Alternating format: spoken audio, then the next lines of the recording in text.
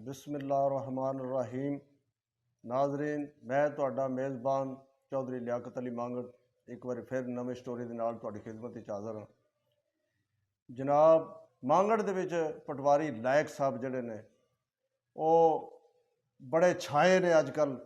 नाजरीन वेखो ना कितनी ज़्यादती है ਜ਼ਿਮੀਂਦਾਰਾਂ ਨਾਲ। ਸਾਡੇ ਭਾਈ ਨੇ ਸਾਰੇ, ਅਸੀਂ ਭਾਈ ਆ ਸਾਰੇ ਆਪਸ ਦੇ ਵਿੱਚ। ਤੇ जनाब वेखो ना किसी ਦੀ ਜ਼ਮੀਨ ਨੂੰ ਜ਼ਬਰਦਸਤੀ ਕਿਸੇ ਕੋਲੋਂ ਲੈਣਾ।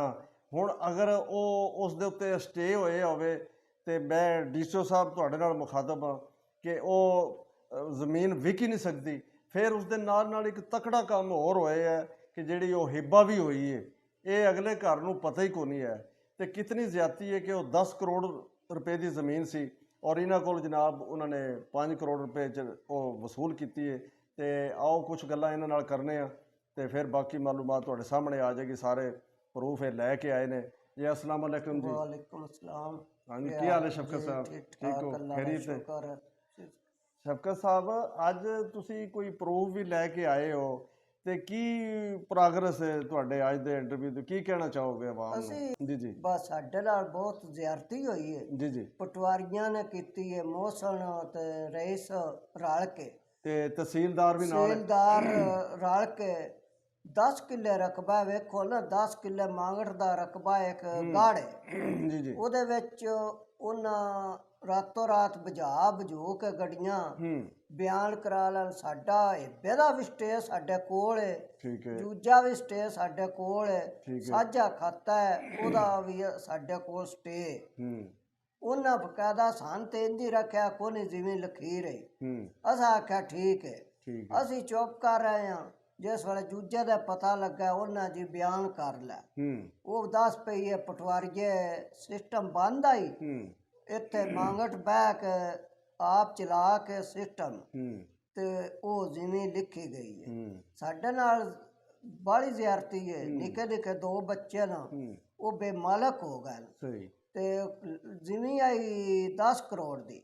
ਜਿਹੜਾ ਲੈਣੇ ਵਾਲਾ ਬੰਦਾ ਉਸ ਰਾਤੋਂ ਰਾਤ ਗੱਡੀਆਂ ਭਜਾਈ ਰੱਖੀਆਂ ਨੇ। ਇਦੋਂ ਬੰਦਾ ਭਜਾ ਤੇ ਇਦੋਂ ਭਜਾ। ਬਕਾਇਦਾ ਉਸ ਬੰਦੇ ਨੂੰ ਮੈਂ ਕਾਲ ਵੀ ਕੀਤੀ ਹੈ ਬਸ ਜਿਵੇਂ ਨਾ ਲਵੀਂ। ਉਸ ਆਖਿਆ ਮੈਂ ਜਿਵੇਂ ਨਹੀਂ ਲੈਂਦਾ, ਮੈਂ ਜਿਵੇਂ ਦਾ ਗਾਹਕ ਹੀ ਨਹੀਂ। ਮੈਂ ਉਹਨੇ ਆਖਿਆ ਬਸ ਜਿਵੇਂ ਆ ਰੌਲੇ ਵਾਲੀ। ਉਹਨੇ ਇਸ ਗੱਲੇ ਦਾ ਪਤਾ ਨਹੀਂ ਭਾਈ ਹੇਬਾ ਵੀ ਹੋਈ ਹੈ। ਉਹ ਹੇਬਾ ਜਿਵੇਂ ਜਿਹੜੀ ਉਹ ਤਾਂ ਕਿਸੇ ਮਣੇ ਨਹੀਂ ਲੱਗਣ ਦੇਣੀ। ਸਾਨੂੰ ਇਹ ਹੈ ਬਸ ਜਿਵੇਂ ਸਾਨੂੰ ਵਾਪਸ ਲੱਭੀ ਜਾਏ। ਦੂਜਾ ਜਿਹੜਾ ਪਟਵਾਰੀ ਹੈ ਉਹਨੂੰ ਸਜ਼ਾ ਦਿੱਤੀ ਜਾਏ, ਉਹਦਾ ਨਾਵਾਂ ਜਿਹੜਾ ਲਾਇਆ ਜਾਏ। ਉਹ ਅੱਗੋਂ ਵੀ ਕਿਸੇ ਨਾਲ ਇੰਨਾ ਕਰੇ। ਅੱਗੇ ਹੋਰ ਵੀ ਬੰਦਿਆਂ ਮੈਂ ਕਾਫੀ ਕੱਲ ਵੀ ਕਿ ਬੰਦੇ ਆਖਿਆ ਬਸ ਅਸੀਂ ਕੈਮਰੇ ਅੱਗੇ ਨਹੀਂ ਆਉਣਾ ਚਾਹੁੰਦੇ। ਸਾਡੇ ਨਾਲ ਵੀ ਬਤੇਰੀ ਜ਼ਿਆਦਤੀ ਇਸ ਕੀਤੀ। 2-3 ਹੋਰ ਗਵਾਡੀ ਨੂੰ ਉਹਨਾਂ ਵੀ ਇਹ ਗੱਲ ਕੀਤੀ ਬਾ ਪਟਵਾਰੀ ਜਿਹੜਾ ਨਾ ਇਹ ਜ਼ਿਆਦਾ ਪੈਸੇ ਲੈ ਕੇ ਮੁਲਕ ਦਾ ਕਤਬਾ ਚਾਹੀ ਹੁੰਦਾ। ਲਿਹਾਜ਼ਾ ਇਹ ਸਾਨੂੰ ਜਿਹੜਾ ਜਿਵੇਂ ਵਾਪਸ ਲਈ ਜਾਏ, ਦਿੱਤੀ ਜਾਏ। ਤੇ ਜਿਨ੍ਹਾਂ ਉਹ ਜ਼ਮੀਨ ਲਈ ਹੈ ਉਹਨਾਂ ਨਾਲ ਤੁਹਾਡੀ ਗੱਲਬਾਤ ਨਹੀਂ ਹੋਈ ਕਿ ਯਾਰ ਇਹ ਤੁਸੀਂ ਜ਼ਿਆਦਤੀ ਕੀਤੀ? ਸਾਨੂੰ ਤੁਸੀਂ ਕਿਹਾ ਸੀ ਵੀ ਅਸੀਂ ਨਹੀਂ ਲੈਣੀ ਜ਼ਮੀਨ। ਅਸਾਂ ਉਹਨਾਂ ਨਾਲ ਮੁੜ ਅਸਾਂ ਬਕਾਇਦਾ ਬੰਦੇ ਵੀ ਪਾਏ ਨੇ। ਅਸਾਂ ਉਹਨਾਂ ਨਾਲ ਕਿਹਾ ਬਸ ਜ਼ਮੀਨ ਸਾਨੂੰ ਦੇ ਛੜੋ, ਵਾਪਸ ਪੈਸੇ ਲੈ ਲਓ ਆਪਣੇ। ਠੀਕ ਹੈ, ਚਲੋ ਤੁਸੀਂ ਪੈਸਿਆਂ ਨਾਲ ਲਈ ਹੈ ਨਾ ਜ਼ਮੀਨ, ਤੁਸੀਂ ਜਿਹੜੇ ਪੈਸੇ ਭਰੇ ਨਾ ਉਹ ਪੈਸੇ ਲੈ ਲਓ। ਬੰਦੇ ਵੀ ਉਹਦੇ ਹਲ ਗਏ ਨੇ, ਅਸੀਂ ਆਪ ਸਿਰ ਖੁਦ ਗਏ ਹਾਂ। ਉਸ ਆਖਿਆ ਜੀ ਮੈਂ ਸੀਰੀ ਨਾਲ ਉਹਨਾਂ ਨਾਲ ਸਲਾਹ ਕਰ ਲਵਾਂ, ਸਲਾਹ ਕਰਕੇ ਤੁਹਾਨੂੰ ਦੱਸਾਂਗਾ। ਉਸ ਮੁੰਡੇ ਦੱਸੀ ਕੋ ਨਹੀਂ। ਉਸ ਜ਼ਮੀਨ ਜਿਹੜੀ ਹੈ ਸਾਨੂੰ ਨਹੀਂ ਦਿੱਤੀ। ਅਸੀਂ ਇਹ ਯਾਦ ਬਸ ਜ਼ਮੀਨ ਜਿਹੜੀ ਉਹ ਵਾਪਸ ਲੈ ਦਿਓ। ਉਹ ਕੀ ਆਂਦਾ ਕੀ ਹੈ? ਆਦਾ ਜੀ ਮੇਰੇ ਨਾਲ ਸੀਰੀਨ ਜਿਹੜੇ ਉਹ ਨਹੀਂ ਮੰਨਦੇ ਤੇ ਲਈ ਹੋਈ ਆਪ ਹੀ ਸੋ।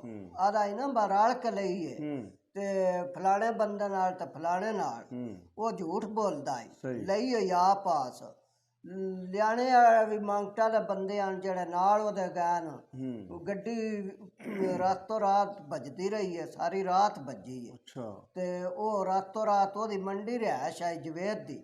ਮੰਡੀਓ ਉਹ ਲਿਓ ਕੇ ਛਾੜ ਛੋੜ। ਜਿਸ ਜ਼ਮੀਨ ਲਈ ਹੈ ਨਾ ਜਿਸ ਦਿੱਤੀ ਹੈ। ਜਿਸ ਦਿੱਤੀ। ਅੱਛਾ, ਮੰਡੀਓ ਲਿਆਂਦਾ ਪਹਿਲਾਂ। ਮੰਡੀਓ ਲਿਆ ਕੇ ਤੇ ਬਿਆਨ ਕਰਾ ਕੇ ਸਾਰਾ ਇਹ ਵਾਕਿਆ ਕਰਕੇ ਮੁਣ ਮੰਡੀ ਹੁਣ ਛੱਡ ਕੇ ਸਾਨੂੰ ਨਹੀਂ ਪਤਾ ਪੈਸੇ ਵੀ ਦਿੱਤੇ ਨਾ ਜਾਂ ਨਾ ਦਿੱਤੇ। ਨਹੀਂ ਪਹਿਲੇ ਪ੍ਰੋਗਰਾਮ ਤੁਸੀਂ ਕਿਹਾ ਸੀ ਵੀ 10 ਲੱਖ ਰੁਪਈਆ ਵੀ ਜੀ ਉਹ ਪਟਵਾਰੀਆਂ ਨੇ ਲਿਆ, ਪਟਵਾਰੀ ਨੇ ਲਿਆ। ਪਟਵਾਰੀਆਂ ਨੇ ਲਿਆ 10 ਲੱਖ। ਉਹ ਸਾਨੂੰ ਬੰਦੇ ਪੱਕੇ ਦੱਸਿਆ ਬ 10 ਲੱਖ ਉਸ ਲਿਆ ਤਾਂ ਉਸ ਬਿਆਨ ਸਟੇ ਦਾ ਡਾਟਾ ਜ਼ਾਹਿਰ ਹੈ ਕੋਈ ਨਾ ਕੋਈ ਲਾਲਚ ਆਈ ਸੀ ਨਾ ਜਿਹਦੇ ਪਿੱਛੇ, ਨਹੀਂ ਤੇ ਕਿਹੜਾ ਨਹੀਂ ਤੇ ਪਟਵਾਰੀ ਨੂੰ ਪਹਿਲਾ ਸਟੇ ਸਾਡੇ ਕੋਲ ਹੈ, ਦੂਜਾ ਸਟੇ ਸਾਡੇ ਕੋਲ ਹੈ। ਉਸ ਦੋਵੇਂ ਸਟੇ ਹਟਾ ਹਟੋ ਕੇ ਤੇ ਦਸਤੀ ਉਸ ਬਿਆਨ ਕਰਕੇ ਦੋ ਦੇ ਸ਼ੋ ਹੀ ਨਾ ਕਰਦੇ ਜਿਵੇਂ ਦੋ ਦੇ ਮੈਂ ਮੋਸਣ ਕੋਲ ਜਾਂਦਾ ਰਿਹਾ। ਮੋਸਣ ਆਖਣਾ ਸਿਸਟਮ ਖਰਾਬ ਹੈ, ਅਦਾਲਤਾਂ ਵਿੱਚ ਜਾਣਾ ਉਹਨਾਂ ਆਖਣਾ ਜੀ ਸਿਸਟਮ ਖਰਾਬ ਹੈ। ਦੋ ਦੇ ਸਾਨੂੰ ਇਸ ਕੰਮੇ ਵਿੱਚ ਰੱਖਿਆ ਨਾ, ਤੀਜੇ ਨੇ ਸਾਨੂੰ ਲਾਦ ਹੋਈ ਹੈ। ਅਸਾਂ ਆਖਿਆ ਸਾਨੂੰ ਦਿਆ ਵਾ ਫਰਜ਼ ਤਾਂ ਦਿਓ ਨਾ, ਆਖੇ ਫਰਜ਼ ਦਿੰਨੇ ਆ। ਪਿਛਲਾ ਪਾਰ ਆਵੇ ਤਾਂ ਹੁਣ ਵੀ ਕਿ ਬੰਦਾ ਫੋਨ ਕੀਤਾ ਸਾ ਮੋਸਣ ਫਰਜ਼ ਦੇ ਤੇ ਫਰਜ਼ ਤਾਂ ਦਿੱਤਾ ਸੀ ਪਰ ਉਹ ਦਿੰਦੇ ਹੀ ਨਹੀਂ ਜੀ। ਇਹਦੇ ਵਿੱਚ ਇਹ ਹੀ ਹੈ ਸਾਡੀ ਬਸ ਸਾਨੂੰ ਜ਼ਮੀਨ ਵਾਪਸ ਦੇਣ। ਬੱਚਿਆਂ ਦੀ ਜ਼ਮੀਨ ਹੈ, ਬੱਚਿਆਂ ਨਾਲ ਬੜੀ ਜ਼ਿਆਦਤੀ। ਦੋ ਬੱਚੇ ਨੇ ਹੁਣ ਬੇਮਾਲਕ ਹੋਣਿਆ ਸੋਨਿਆ, ਬੇਮਾਲਕ ਬੰਦਾ ਹੋ ਜਾਏ ਤਾਂ ਜ਼ਿਆਦਤੀ ਤੇ ਹੈ। ਨਾਜ਼ਰੀਨ, ਗੱਲਾਂ ਸ਼ਫਕਤ ਰਾਜਾ ਸਾਹਿਬ ਦੀਆਂ ਤੁਸੀਂ ਸੁਣੀਆਂ ਨੇ। ਵੇਖੋ ਨਾ, ਇਹ ਕਿਸੇ ਨਾਲ ਵੀ ਜ਼ਿਆਦਤੀ ਨਹੀਂ ਹੋਣੀ ਚਾਹੀਦੀ। ਤੇ ਹੁਣ ਇਹ ਵੇਖੋ ਹਿੱਬਾ ਜਿਹੜੀ ਹੋਈ ਹੈ ਇਹ ਟੁੱਟ ਹੀ ਨਹੀਂ ਸਕਦੀ। ਇਹ ਜ਼ਿਮੀਂਦਾਰਾਂ ਨੂੰ ਸਾਡੇ ਤੋਂ ਜ਼ਿਆਦਾ ਪਤਾ ਹੈ। ਤੇ ਪਟਵਾਰੀ ਤੇ ਫਿਰ ਬਾਦਸ਼ਾਹ ਸਲਾਮਤ ਨੇ ਨਾ, ਤੇ ਸਟੇ ਵੀ ਹੋਏ ਆ। ਦੋਵੇਂ ਚੀਜ਼ਾਂ ਨੇ, ਦੋਵੇਂ ਕਾਗਜ਼ ਅਸੀਂ ਆਪਣੀ ਸਕਰੀਨ ਤੇ ਤੁਹਾਨੂੰ ਵਿਖਾ ਰਹੇ ਹਾਂ। ਔਰ ਤੁਸੀਂ ਇਹ ਵੇਖੋ ਕਿ ਵੀ ਇਹ ਕਿਤਨਾ ਵੱਡਾ ਜ਼ੁਲਮ ਹੈ ਕਿ ਰਾਤੋਂ ਰਾਤ ਉਹਨਾਂ ਨੇ ਉਹ ਜ਼ਮੀਨ ਲਈ ਹੈ ਤੇ ਇਹਨਾਂ ਨਾਲ ਜ਼ਿਆਦਤੀ ਹੈ, ਬਹੁਤ ਜ਼ਿਆਦਤੀ ਹੈ। ਇਹ ਕਹਿ ਰਹੇ ਨੇ ਸਾਨੂੰ, ਅਸੀਂ ਬੰਦੇ ਵੀ ਟੋਰ ਰਹੇ ਨੇ ਉਹਨਾਂ ਨਾਲ ਕਿ ਜ਼ਮੀਨ ਜਿਹੜੀ ਹੈ ਸਾਨੂੰ ਕਿਸੇ ਤਰੀਕੇ ਜਿਹੜੀ ਹੈ ਨਾ ਸਾਨੂੰ ਸਾਡੀ ਜ਼ਮੀਨ ਵਾਪਸ ਕੀਤੀ ਜਾਏ।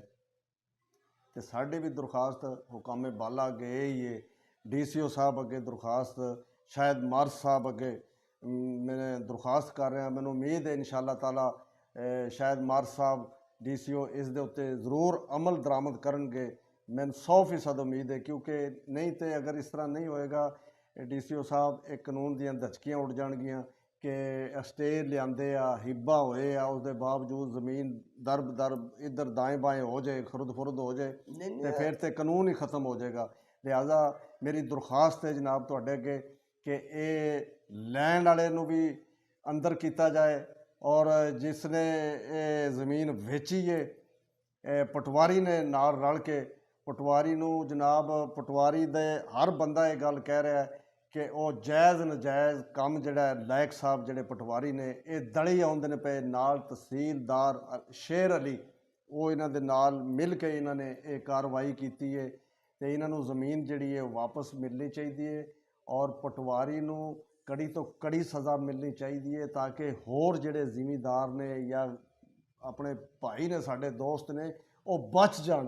ਇਹਨਾਂ ਨੂੰ ਬਚਾਉਣ ਵਾਸਤੇ ਉਹਨਾਂ ਨੂੰ ਫੌਰੀ ਤੌਰ ਤੇ ਗ੍ਰਿਫਤਾਰ ਕੀਤਾ ਜਾਏ ਔਰ ਉਹਨਾਂ ਨੂੰ ਅੰਦਰ ਕੀਤਾ ਜਾਏ, ਉਹਨਾਂ ਦੇ ਪਰਚਾ ਕੱਟਿਆ ਜਾਏ ਤਾਂ ਕਿ ਉਹਨਾਂ ਨੂੰ ਸਜ਼ਾ ਮਿਲੇਗੀ। ਜਿਹੜੇ ਦੂਸਰੇ ਪਟਵਾਰੀ ਨੇ ਉਹਨਾਂ ਨੂੰ ਵੀ ਹੋਸ਼ ਟਿਕਾਣੇ ਆ ਜਾਏਗੀ।